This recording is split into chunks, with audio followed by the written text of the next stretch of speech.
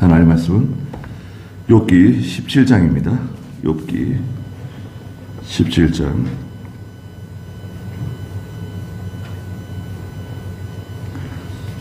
1절 말씀부터 말씀 보겠습니다. 내 기운이 쇠하고 나의 날이 다하였으며 무덤이 나를 위하여 예비되었구나. 내 주변에는 조롱하는 사람들만 있으므로 내 눈이 그들의 격동함을 보고 있지 아니하냐. 주께서 나를 위한 보증인이 되어 주소서. 주님 외에 누가 나와 함께 손을 마주치겠습니까? 그랬습니다. 네.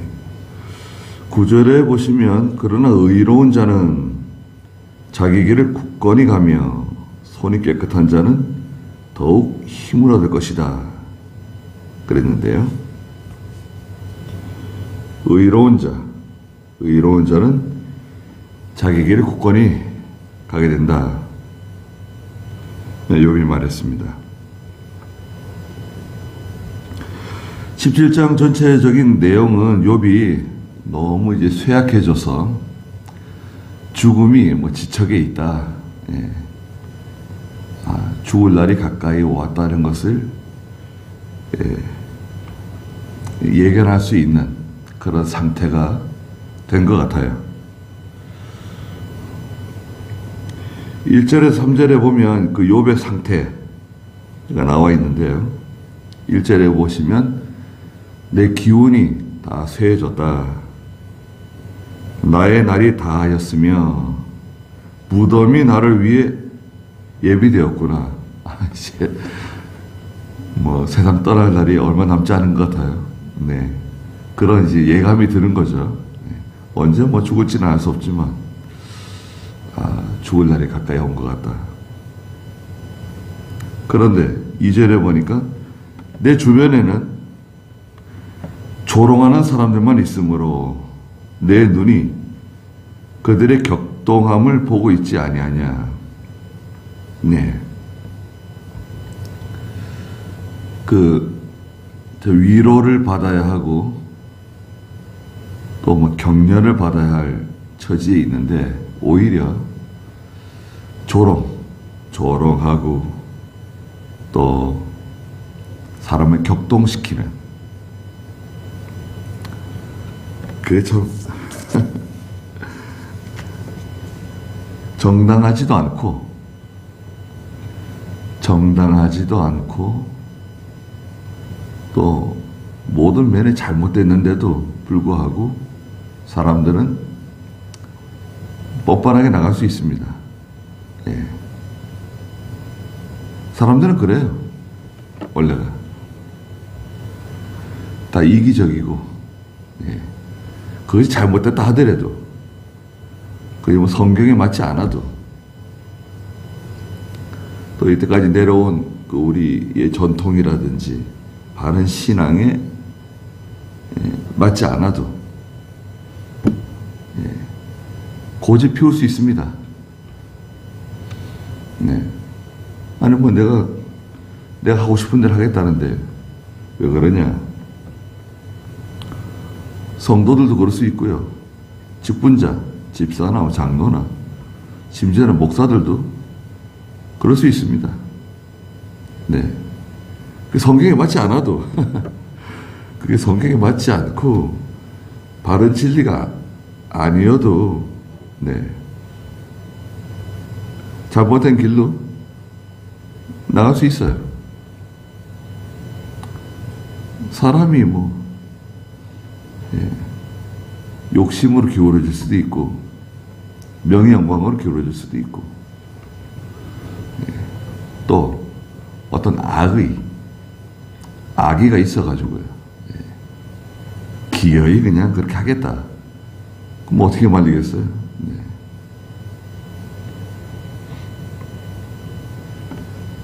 욥이 아무리 자기가 잘못한 게 없다고 말해도 말이 통하지 않는 거죠. 사람들이 이해해 주지 않을 수 있습니다. 내 입장을 이해해 주지 않는 것. 그럴 수도 있고요. 또 우리 신앙생활 하다 보면 그 자기 세계가 있어요. 믿음이 자라난 성도들의 세계와 또 믿음이 어린 상태, 젖을 먹는 상태의 성도가 보는 세계가 있어요. 자기 세계에서 그 판단하기 때문에 욥이 가지고 있는 그 신앙의 상태, 하나님과 교통하는 그 세계하고 또 친구들이 가지고 있는, 아내가 가지고 있는 그 신앙의 세계, 그 자기 세계에서만 볼 수 있기 때문에 이해하는 게 쉽지 않습니다. 많은 연단을 받은 성도하고 연단받지 않은 성도하고 다르죠. 그거 달라요. 같이 성경을 배우고 같이 예배당에 나오고 신앙생활 할지 몰라도 그건 완전히 다른 겁니다. 3절에 주께서 나를 위한 보증인이 되어 주소서. 주님 외에 누가 나와 함께 손을 마주치겠습니까? 욥은 하나님밖에 호소할 수 있는 대상이 없다는 것을 분명히 알고 있어요. 하나님께서, 주께서 나의 보증인이 되어 주십시오. 저의 변호자가 되어 주십시오. 하나님 다 알고 있는 거죠. 하나님 모든 증거를 다 가지고 계시잖아요. 하나님 모든 증거를 다 가지고 계세요. 사람들은 세상에 데이터베이스가 있잖아요. 자료가 다 저장되어 있는 저장장치. 하나님은 그런 거 없어도 다 알고 계세요. 다 저장하고 계세요.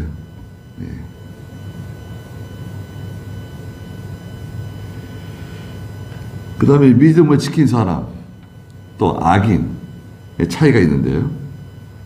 4절에서 10절까지 욥이 말했어요.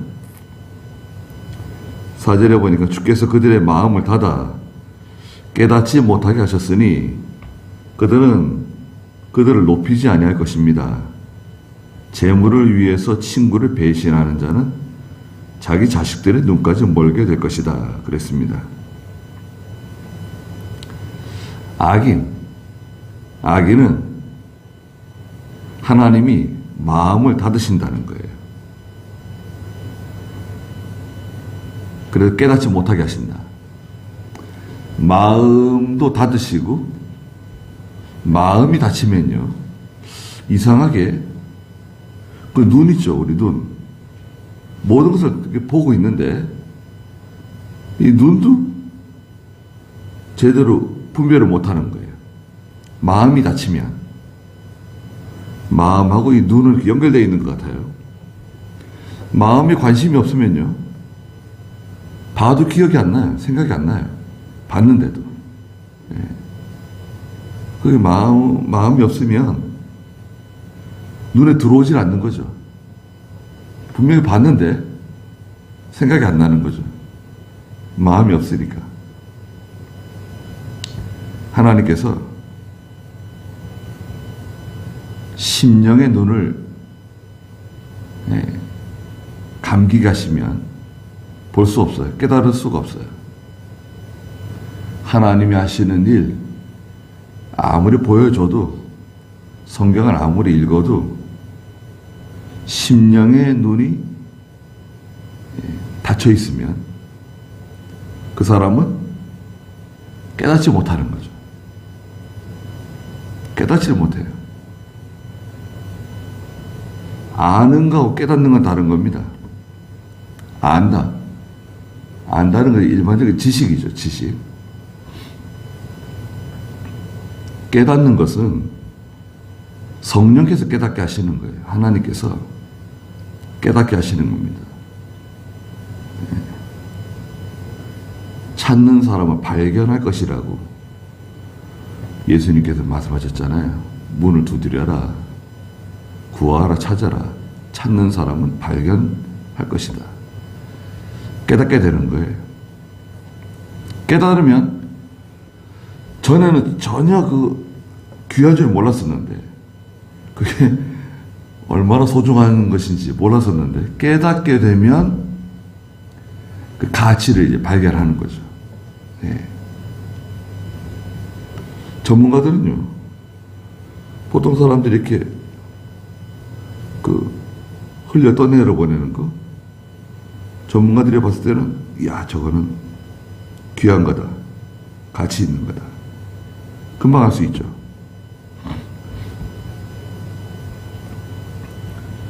산속에 금이 묻혀 있는데요. 우리가 생각하기에는 금덩어리 같은 게 이렇게 흙 속에 있는 것처럼 여겨지잖아요. 그런 일은 절대 없습니다. 심지어는 이 금 쪼가리 한 나오지 않아요. 그런데 금을 다량 이렇게 포함하고 있는 흙들이 있어요. 거무틱틱한 흙들이 있거든요. 근데 전문가한테 봤을 때는 그게 금이에요. 저희 금이라고. 그 흙을 가져다가 열을 가하면 금이 흘러내리는 거예요. 그 흙 속에 금이 묻혀져 있는 거죠. 우리 보통 사람이 봤을 때는 뭐 흙이에요. 시꺼먼 흙이에요. 그런데 사실 그렇지 않죠. 금덩어리가 묻혀져 있는 건 없습니다. 흙 속에 얼마나 금을 많이 함유하고 있는가, 그걸 판단하는 거죠. 깨달은 사람은 발견하는 거예요. 그러면 이제 눈이 떠지는 거죠. 하나님이 하시는 일이 보이고 말씀을 들을 때 그게 분별이 되는 거죠. 야, 이게 귀한 말씀이다. 생명의 말씀이다. 마음을 닫아 깨닫지 못하게 하신다. 그들을 높이지 아니할 것입니다. 깨닫지 못하는 사람은 하나님께서 존귀하게 여기지 않으세요. 재물을 위해서 친구들을 배신하는 자, 자기 자식들의 눈까지 멀게 될 것이다. 그 물질을 따라가게 되면 눈이 머는 거예요. 자기도 눈이 멀고 또 이 자식은 자녀들이기도 하고 그 사람과 함께 같이 행동하는, 그 사람과 같이 움직이는 한패, 그 사람과 어울리게 되면 다 눈이 머는 거예요.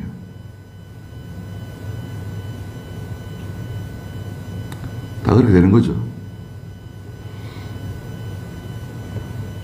6절에 하나님이 나를 백성의 놀림거리로 만드시니 사람들이 내 얼굴에 침을 뱉는구나. 내 눈이 슬픔으로 인해 침침해지고 내 모든 지체는 그림자처럼 되었으니 그랬습니다. 의인도 놀림을 받고 사람들에게 침뱉음을 받을 수 있다. 그래서 우리가 알아야 됩니다. 우리가 믿음으로 살아도요, 사람들에게 비난받을 수 있습니다. 내가 믿음으로 살아도 하나님의 말씀 순종하려고 이렇게 애를 써도 사람들이 나를 비난하고 욕할 수 있고 때릴 수도 있고 감옥에 넣을 수도 있고 빼앗아갈 수도 있고 그렇습니다. 예수님께서 뭐 잘못한 거 있나요?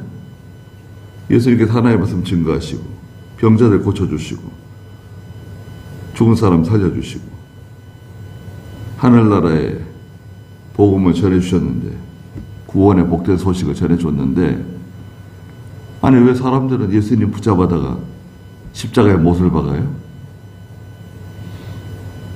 그게 법적으로 타당해요? 법에 맞아요? 그게 도덕적으로, 윤리적으로 합당한 건가요? 전혀 그렇지 않죠. 의의 길을 가도 진리의 편에 서도 고난 당할 수 있다. 또 사람들에게 버림 당할 수도 있다. 우리가 알고 있어야 됩니다. 물론 하나님께서 위로해 주시고 또 일반적으로 세상에서 하나님이 은혜와 복으로 갚아주세요. 그러나 그렇지 않을 수도 있다는 거죠. 하나님께서 세상에서 고난 가운데 있을 수도 있고 순교당할 수도 있고 여러 가지 어려움 당할 수 있어요. 그러나 모든 지체는 그림자처럼 지나간다는 거예요. 걸음인과 같이 금방 지나갑니다. 8절에 정직한 사람들은 이것 때문에 경악하고 무죄의 자는 경건치 못한 자에게 격분할 것이다. 의인들이 놀림을 받고 침뱉음을 당하고 사람들에게 배척당하는 걸 볼 때 의인들은 경악하죠. 어떻게 저럴 수가 있는가?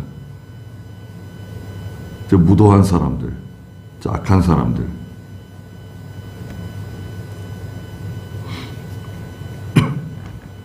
또 경건치 못한 사람들, 경건하게 살지 않는 사람들 때문에 격분할 수도 있어요. 그런 일이 세상에는 많이 있다는 거죠.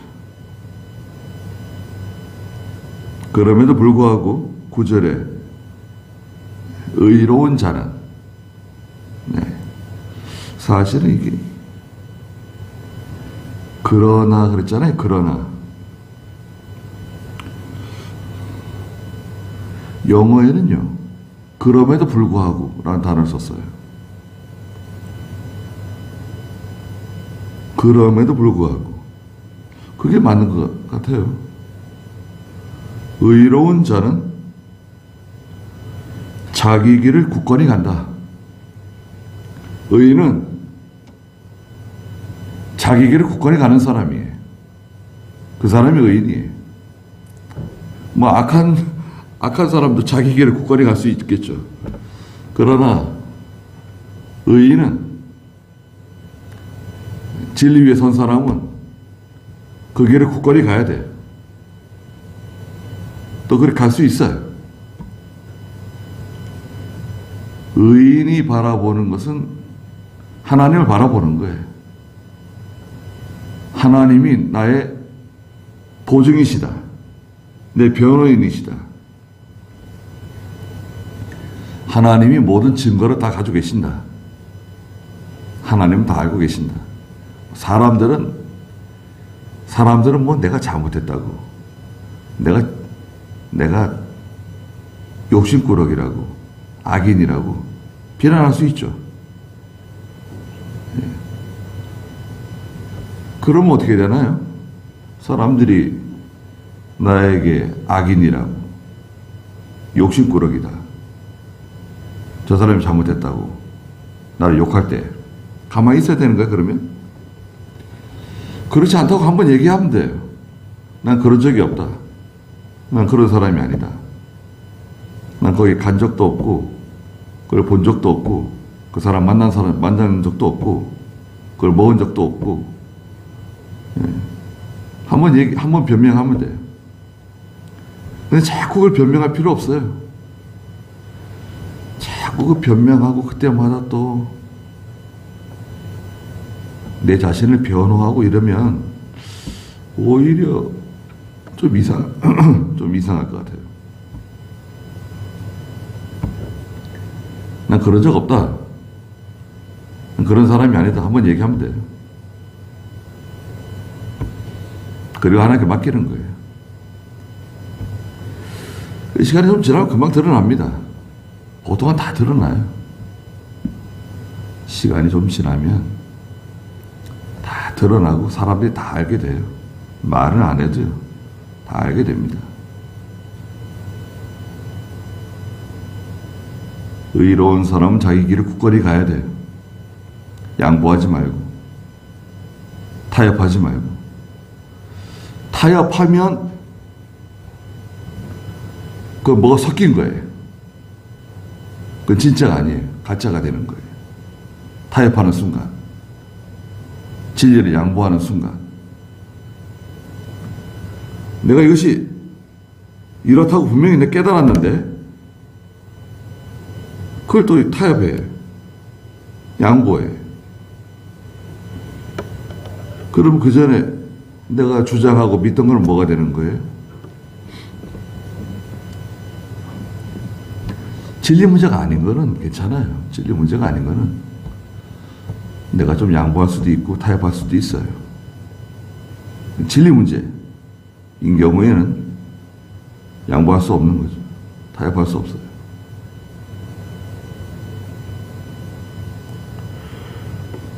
그리고 손이 깨끗한 사람은 더욱 힘을 얻을 것이다. 손이 깨끗해야 돼요. 손은 인간의 행위, 그 사람의 행동을 가르치는데, 그 사람의 태도, 특별히 욕심이 없어야 돼요. 욕심이 없어야 손이 깨끗해질 수 있습니다. 욕심 없는 사람이 어디 있냐? 그 말도 맞는 말이죠. 욕심 없는 사람은 없습니다. 욕심을 절제할 줄 알아야 돼요. 절제할 수 있잖아요. 욕심은 있는데 잘 절제를 해야 됩니다. 더욱 힘을 얻게 된다. 10절에 이제 너희는 모두 다시 돌아오너라. 내가 너희 가운데 지혜 있는 자를 찾을 수 없다. 그랬습니다.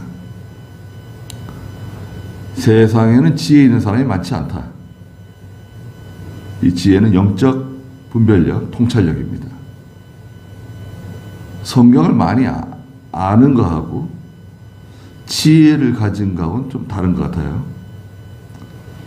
성경을 많이 아는 사람, 지식적으로 뭐 헬라어도 많이 알고 히브리어도 많이 알고 조직신학도 많이 알고, 그런데 정작 지혜는 없는 사람이 있어요. 그러니까 이 지혜는 하나님이 주시는 것이 틀림없어요. 영적인 그 분별력, 영적인 그런 통찰력, 그건 하나님께서 우리에게 주시는 것이다.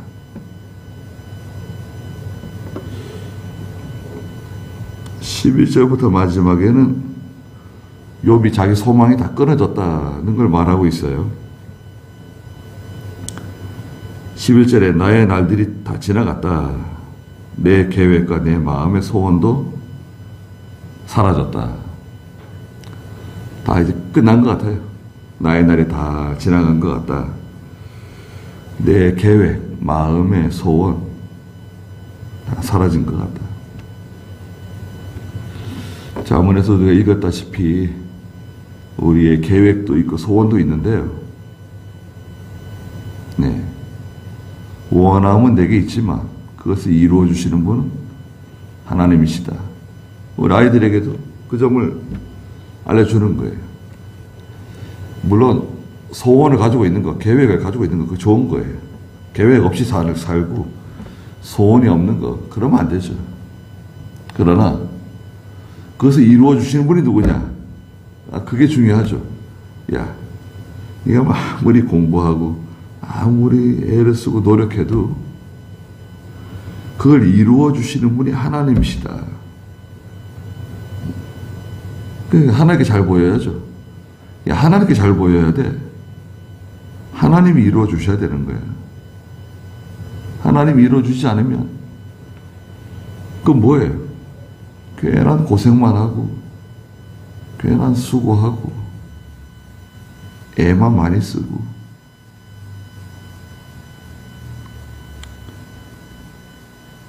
12절에 그들이 밤을 낮으로 바꾸고 어둠 앞에서 빛이 가까웠다고 말하는구나. 밤을 낮으로 거꾸로 만든 거죠. 다 거꾸로 말하는 거예요.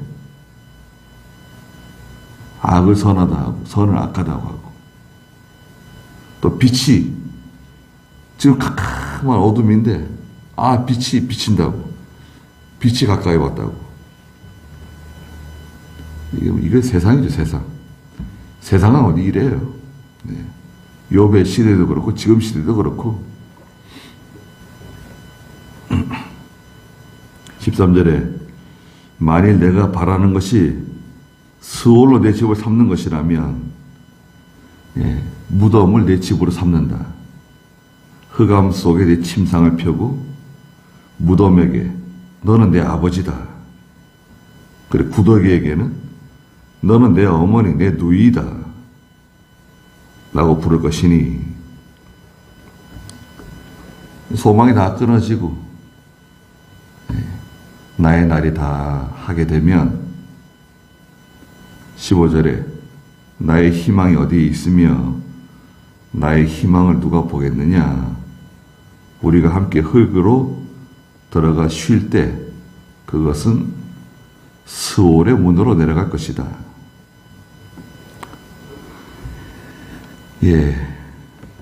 욥은 이제 내가 이제 세상 떠날 날이 얼마 남지 않은 것 같다는 것을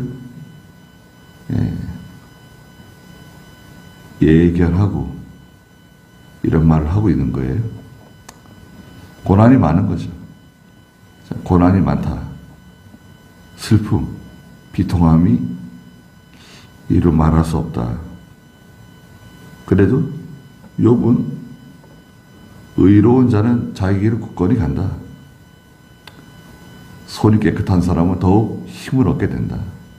하나님이 주시는 힘이 있다. 위로가 있다. 그런 믿음이 있어요. 네.